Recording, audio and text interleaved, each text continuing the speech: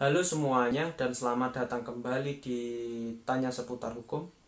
Untuk kali ini saya akan sedikit membahas dan menjelaskan mengenai uang pinjar di pengadilan atau biaya perkara atau juga disebut DP, uang muka yang biasanya uang muka perkara yang dibayarkan ya.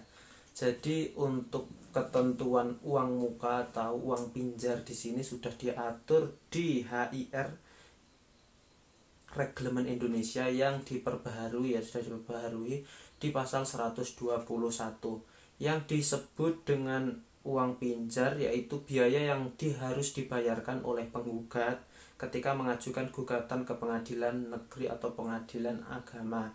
Biaya tersebut digunakan untuk administrasi, panitera, membuat surat pemanggilan kedua belah pihak, tergugat maupun penggugat, serta ongkos bagi jurusita untuk sidang-sidang berikutnya. Jadi ini ketentuan uang pinjar ini sudah diatur di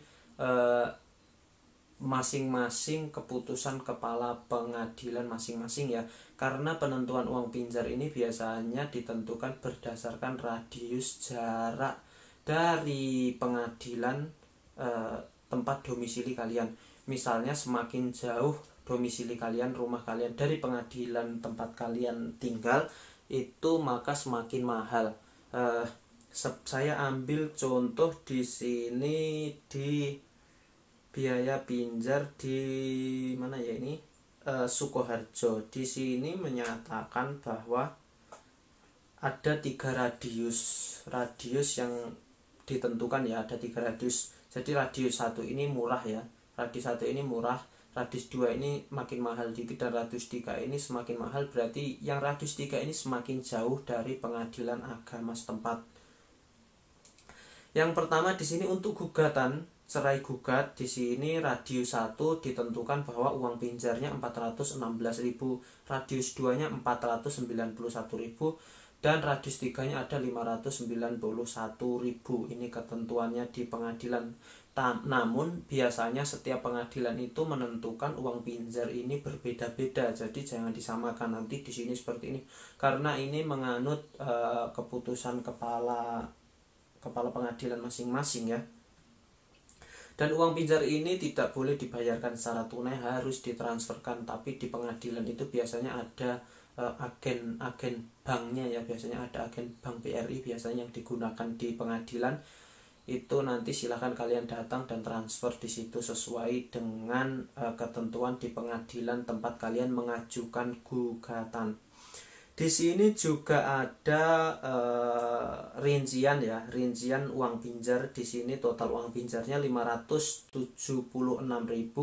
Jadi uang pinjar ini ada berupa BNPB, penerimaan negara bukan pajak pendaftaran, yaitu Rp30.000, ATK perkara biaya dan proses, ATK itu alat tulis kantornya, ada 50.000, biaya panggilan penggugat 2 kali panggilan ada 180.000, ada biaya panggilan tergugat 3 kali panggilan ya, karena 3 kali, jika 3 kali pemanggilan dan tidak hadir kan maka langsung diputus, disebut putusan first take seperti pembahasan biasanya.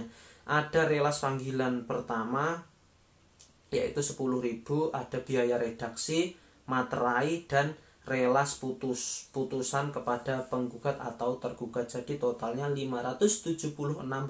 Di sini saya ambilkan contohnya.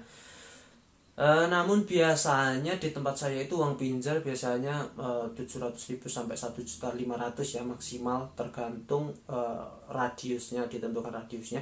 Dan tidak usah khawatir ketika uang pinjar mahal, nanti kan di putusan di akhir putusan itu biasanya ditentukan bahwa biaya perkara sekian, dan apabila uang pinjar ini melebihi akhir putusan majelis hakim, maka uang pinjar ini akan dikembalikan, silahkan kalian ambil. Oke, itu aja prosedur penentuan uang pinjar dan berapa uang pinjar. Saya ambil contoh tadi di Sukoharjo, dan seperti biasa semoga bermanfaat dan terima kasih.